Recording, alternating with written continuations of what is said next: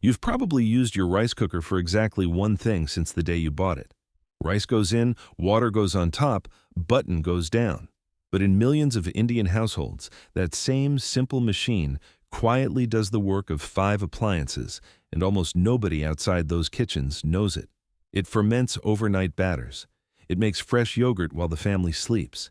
It builds layered biryanis, simmers dal, steams dumplings, and turns out desserts that normally demand an hour of standing and stirring. Today, we are counting down 31 clever Indian rice cooker tricks, from small fixes that instantly upgrade your plain rice to techniques that will honestly make you question why you ever bought half the gadgets in your kitchen. Number 31. Rinse your rice until the water runs clear, not just once. Indian home cooks rinse basmati 3, 4, sometimes 5 times before it ever touches the cooker. Each rinse washes away loose surface starch, and that surface starch is exactly what turns into the gluey film that makes rice cooker rice clump into a sticky block. 30 extra seconds at the sink is the difference between rice that steams into separate, distinct grains and rice that comes out as one dense mass. If you have only ever rinsed once and wondered why your rice never looks like restaurant rice, this is the first half of the answer. Swirl the rice gently with your fingers during each rinse rather than just running water over the top, because the friction between grains is what actually scrubs the starch loose, not the water alone. Number 30. Soak your basmati for 20 minutes before pressing the button. This is the second half of the answer, and Indian households treat it as non-negotiable. Soaking lets the grains absorb water gently before any heat arrives, so they cook evenly from surface to center and elongate into those long, elegant strands basmati is famous for. 20 to 30 minutes is the sweet spot. Much longer and the grains turn fragile and snap during cooking, which is why old hands set the rice to soak the moment they start chopping everything else, then drain and cook right on time. Number 29. Use the finger line method instead of measuring cups. Rest the tip of your index finger lightly on top of the leveled, rinsed rice, then add water until it reaches your first knuckle. This works regardless of pot size or rice quantity because the water above the rice scales with the surface area of the pot, which is the same geometry the absorption method depends on. Generations of Indian cooks have measured this way without ever owning a measuring cup, and it is shockingly consistent once you trust it. The first time you try it, check the result against your usual method, and you will find they land within a spoonful of each other. After that, you will never dig through the drawer for the cup again, and you will quietly judge every cooking video that insists precision requires equipment. Number 28. Add a teaspoon of ghee to the cooking water. The fat coats each grain as the water simmers, limiting how much the starches on neighboring grains can stick to each other, so the rice comes out glossy and separate instead of matted. It also carries a gentle, nutty richness through the entire pot. If you do not have ghee, butter, or a neutral oil works, but ghee's toasted milk solids add a flavor plain butter cannot match. Number 27. Drop 2 or 3 whole green cardamom pods into the water before cooking. This is the default move in Indian households making rice for guests. The pods release their floral oils slowly as the water heats, perfuming every grain from the inside rather than sitting on the surface the way a last-minute seasoning would. You will not bite into cardamom flavor. You will just notice the rice tastes somehow more special, and nobody will be able to tell you why. Number 26. Add a small cinnamon stick and 2 cloves along with the cardamom for full pulao aromatics.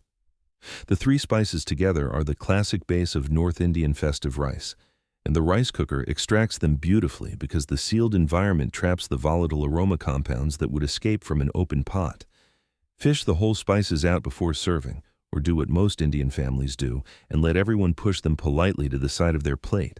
1 bay leaf added to the mix pushes it even further toward proper restaurant pulao territory, and the whole spice set costs pennies per pot compared to what you would pay for the same rice at a restaurant. Number 25. Never open the lid during cooking and give it 10 minutes after the button pops. A rice cooker works by trapping steam, and every peak dumps that steam and drops the temperature the machine is calibrated around. The 10-minute rest after cooking matters just as much because the residual steam finishes hydrating the top layer while the bottom firms up enough to release cleanly. Indian cooks call rice served straight off the button impatient rice, and you can taste exactly what they mean. Number 24. Fluff with a fork or a paddle held sideways, never stir with a spoon. Freshly cooked grains are at their most fragile in the first minutes, and stirring crushes them into mush and smears their starch across the whole pot. Slide the paddle down the side, lift gently from underneath, and let the grains tumble apart on their own. This one habit is why the same rice looks completely different coming out of two different kitchens. Number 23. Cook Jira rice by toasting cumin seeds in ghee, then pouring the sizzling mixture straight into the cooker with the rice and water. Cumin seeds need direct fat contact and heat to release their nutty, smoky depth, which plain simmering water can never achieve. 30 seconds in a small pan, tip it in, press the button, and you get the exact Jira rice served in Indian restaurants with zero extra technique. Number 22.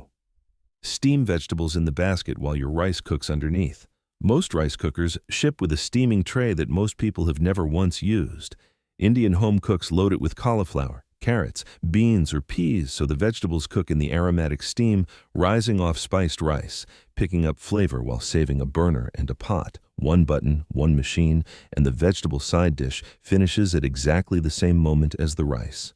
Toss the steamed vegetables afterward with a pinch of salt, a squeeze of lemon, and a spoon of the tadka you will learn at number 16, and you have a complete two-dish Indian dinner from a single appliance without touching the stove once. Number 21. Make perfect khichdi by changing your ratio, not your method. Khichdi, the beloved one-pot rice and lentil comfort dish, works in a rice cooker with equal parts rice and split yellow moong dal, and roughly 3 times that volume in water. The dal breaks down into a creamy body while the rice stays just intact, and the machine's automatic shutoff catches it at exactly the right softness. This is the dish Indian families make when someone is sick, tired, or homesick, and the rice cooker version is genuinely as good as the stovetop one. A pinch of turmeric in the water gives it the traditional golden color, and a spoon of ghee stirred in at the end turns it from plain comfort food into something you will crave on ordinary days too. Number 20. Cook your dal completely on its own in the rice cooker. Rinsed lentils, water at roughly 1 to 3, a pinch of turmeric, press the button. The gentle, consistent simmer of a rice cooker is actually ideal for lentils because they never hit the violent boil that makes dal foam over on a stovetop. When it is done, you finish it with the trick coming up at number 16, and the result is indistinguishable from dal that someone stood over for 40 minutes. Split lentils like moong and masoor cook fastest and are the most forgiving for a first attempt, while whole lentils appreciate a short soak beforehand, exactly like the rice did. Number 19. Bloom saffron in 2 spoons of warm milk, then drizzle it over the rice in the last 5 minutes for streaked golden biryani-style rice. Saffron's color and aroma compounds are soluble in warm liquid, not in dry heat, so soaking the threads first extracts everything they have before it ever touches the pot. Poured over the finished rice and rested under the closed lid, it stains ribbons of deep gold through the white grains, which is exactly the dramatic marbled look you see when a restaurant biryani gets unveiled at the table. A tiny pinch of threads is enough for a whole pot, which is worth knowing because saffron is priced like jewelry, and the warm milk method means none of it goes to waste. Number 18. Layer a quick biryani instead of stirring one. Spread half your cooked spiced rice in the cooker, add a layer of cooked chicken or vegetable curry, top with the remaining rice, drizzle the saffron milk from the last trick, and run the machine on keep warm for 15 minutes. Real biryani is a layered steamed dish, not a mixed one, and the keep warm setting recreates the gentle dum steaming that traditionally happens under a sealed lid over dying coals. Scatter the fried onions from trick 17 and a few torn mint leaves between the layers, and what comes out is close enough to the real thing that you should probably not tell your biryani purist friends how little work it took. Number 17. Make ghee rice with fried onions by using the cooker's own heat to crisp them. Set the empty cooker to cook with 2 spoons of ghee, add thinly sliced onions, and leave the lid open, stirring occasionally until they turn deep golden. Then add your soaked rice and water and close the lid to cook normally. The onions caramelize in the same pot that cooks the rice, so every bit of that sweet toasted flavor ends up in the finished dish instead of in a separate frying pan. Number 16. Finish your rice cooker dal with a tadka poured over the top at the very last second. Heat ghee in a small pan, add mustard seeds and wait for them to pop, then cumin, dried red chilies, and a pinch of hing, and pour the whole sizzling mixture over the cooked dal. The hot fat releases fresh aromatic compounds at the moment of serving, hitting your nose before the first spoonful. This single 30-second step is the difference between dal that tastes homemade and dal that tastes like it came from a proper Indian kitchen. The order matters. Mustard seeds first because they need the most heat. Cumin second, chilies and hing last because they burn in seconds. And the moment everything is fragrant, it goes over the dal while it is still violently sizzling. That sound hitting the surfaces is not just theater. It is the sound of aroma compounds being driven into the dish at the exact moment they are most alive. By the way, if you're tired of guessing your way through Indian cooking, my Indian Kitchen Bible has the full system. Spices, curries, bread, hundreds of techniques like these organized so you're not searching through 50 videos every time you cook. Links in the description. Now, the next one is the trick almost nobody outside India has ever seen a rice cooker do. Number 15. Use the keep warm setting to ferment dosa and idli batter overnight in a cold kitchen.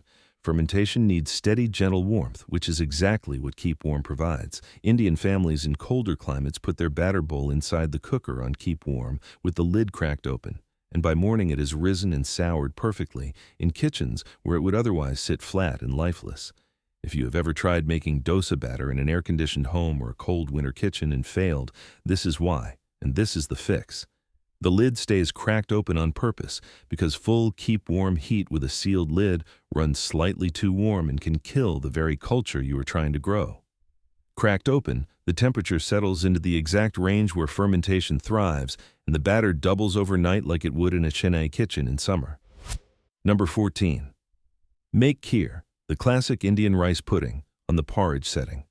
Rice, whole milk, sugar, cardamom, a handful of nuts, and the machine's slow, gentle cycle does the constant stirring work your arm would normally do over a stovetop for an hour. The starch releases slowly into the milk, thickening it into that silky spoon-coating texture, and the automatic shutoff means it physically cannot scorch on the bottom the way stovetop kheer loves to. A few strands of the saffron milk from Trick 19 stirred in at the end takes it from everyday dessert to festival dessert with zero extra effort. Number 13. Boil your soaked chickpeas and kidney beans in the cooker while you prep everything else. Soaked overnight, chana and rajma cook to fork tender in a standard rice cooker with just water, salt, and thyme. No pressure cooker required. And do not pour that cooking liquid down the drain. It is loaded with starch and flavor, and it is exactly what you should use to thin your curry gravy later instead of plain water, because it binds the sauce and adds body plain water never could. Depending on your machine, older beans may need a second cycle to reach full tenderness, so start them first and let the cooker run while you handle everything else. They need zero attention either way. Number 12. Toast nuts and raisins for garnish in the cooker's residual heat. After your rice finishes, and you have scooped it out, toss cashews and raisins into the still hot pot with a small spoon of ghee and stir for a minute with the lid open. The cashews turn golden and the raisins plump up using heat that was about to go to waste, and you get the classic festive pulao garnish without dirtying a single extra pan. Number 11. Revive day. Old refrigerated rice with an ice cube. Spread the cold rice in the cooker, place one ice cube on top, close the lid, and run a short cook or keep warm cycle. The cube melts into exactly the small amount of steam needed to rehydrate the grains without making them soggy, and the rice comes out tasting freshly made rather than microwaved. Indian households that cook rice daily treat leftover rice as an ingredient, not a compromise, and this is how they bring it back. The ice cube works better than sprinkling water because it melts gradually as the pot heats, releasing moisture in a slow, even stream instead of soaking one patch of rice while leaving the rest dry. Number 10. Turn that same leftover rice into instant fried rice-style tawa rice in the cooker. Ghee, chopped onion, green chili, and turmeric stirred into cold rice on the cook setting with the lid open, and the bottom layer toasts gently while everything warms through. Day-old rice actually works better than fresh here because the chilled grains have firmed up and separated, which is the same reason every fried rice recipe on earth calls for leftover rice. Number 9. Make a full vegetable pulao as a true one-pot meal. Soaked rice, mixed vegetables, whole spices, salt, and water all in together. One button, The vegetables steam in the spiced liquid and release their own flavors back into the rice, so the finished pot tastes like it was built in layers even though you did nothing but load it. For busy weeknights, this is the single most useful trick on this list, and it is the one Indian students living alone abroad survive on. Frozen mixed vegetables work perfectly fine here, which means the entire dish can go from freezer and pantry to finished dinner without a single knife touching a cutting board on the nights you truly cannot be bothered. Number 8. Cook sabudana, tapioca pearls, without the gluey disaster. Sabudana is notorious for turning into wallpaper paste, and the fix is a rinse, a shallow soak just level with the pearls for a few hours, and then a short cycle in the cooker with a spoon of ghee. The pearls turn translucent and bouncy instead of gummy, ready for sabudana khichdi, the beloved fasting dish that most people assume requires an expert's touch. We are into the final stretch now, and I promise number 3 is one you will be showing people at parties. Number 7. Melt and clean jaggery in the cooker for desserts. Hard blocks of jaggery dissolve into smooth syrup on keep warm with a splash of water, and any grit or fiber sinks to the bottom so you can pour off clean syrup from the top. Doing this on a stovetop risks scorching the sugars in seconds, but keep warm sits at exactly the temperature where jaggery melts and nothing burns. Number 6. Steam momos and dokla using the same basket from Trick 22. A rice cooker with water in the base is functionally identical to a bamboo steamer, holding a rolling steam that cooks dumplings and fluffy Gujarati dokla evenly through. If you have ever wanted to make either but decided you are not buying yet another single-purpose steamer, you already own one, and it has been hiding in plain sight on your counter. Number 5. Make the crispy golden rice crust on purpose.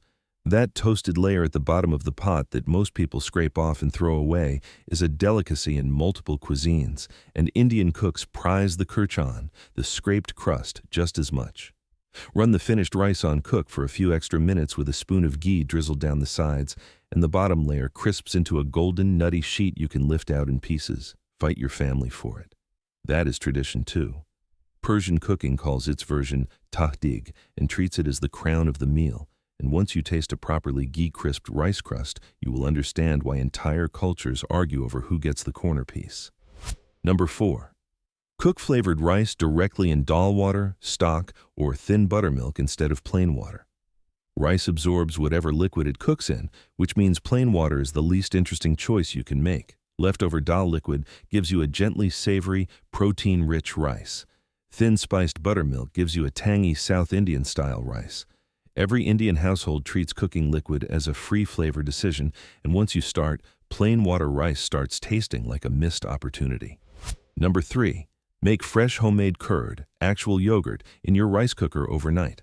Warm milk to just above body temperature. Stir in a spoonful of existing yogurt as a starter culture. Place the covered bowl inside the cooker on keep warm for 15 to 20 minutes, then switch it off and leave the lid closed overnight. The insulated pot holds the gentle warmth the culture needs to set the milk into thick, fresh curd by morning. Indian households make curd daily, and the rice cooker version is more consistent than any countertop method because the machine holds temperature better than your kitchen air ever will. Use whole milk for a thick, spoonable curd and save 2 spoonfuls from each batch as the starter for the next one, which means after your first cup of store-bought yogurt, you may genuinely never buy yogurt again. That is not an exaggeration. That is just how millions of households have operated for generations.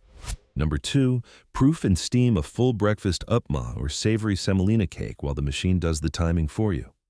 Toasted semolina, hot water, tempered spices, and the cook cycle produces upma with the exact soft but distinct texture that takes real attention on a stovetop because the machine's thermostat cuts the heat the moment the water is absorbed, which is precisely when upma is done and precisely when most people overcook it.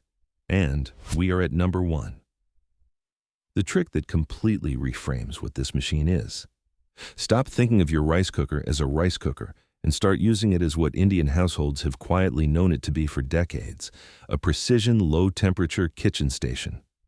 Every single trick on this list, the yogurt, the fermentation, the jaggery, the kheer, the dum-style biryani, works because a rice cooker does one thing better than almost any appliance you own. It holds a gentle, exact, unwavering temperature for hours without a single second of your attention. Your stove cannot do that. Your oven cannot do that at these low ranges. This humble machine can, and it has been able to the entire time. Once you internalize that, you will stop asking what a rice cooker can make and start asking what it cannot, and the honest answer is surprisingly little. This is why the rice cooker is often the single appliance Indian families ship overseas when they move, ahead of blenders, ahead of pressure cookers, ahead of everything. It is not sentimentality. It is the quiet recognition that one $30 machine with one button replaces an entire shelf of gadgets, as long as you know the tricks. Try even 3 or 4 of these tricks this week, and I promise your rice cooker will never go back to being a one-button machine. If you want every trick like this without digging through my entire channel every time you cook, that's exactly why I put together my Indian Kitchen Bible, the full system, spices, curries, bread, everything organized, so you can just look it up instead of searching. Links in the description. Which trick are you trying first? Tell me in the comments.